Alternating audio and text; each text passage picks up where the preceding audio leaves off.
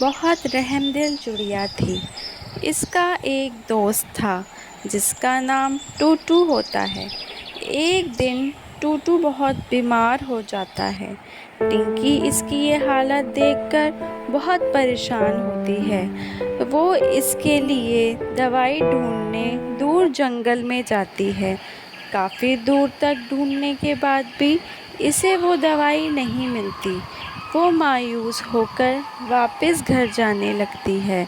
अचानक इसे बहुत लंबी अंगूर की एक बेल नज़र आती है जिसके ऊपर अंगूर लगे होते हैं। वो अंगूर तोड़ने के लिए ऊपर जाती है। जब वो ऊपर की तरफ देखती है तो वो बेल बहुत ही लंबी होती है। इतनी लंबी बेल इसने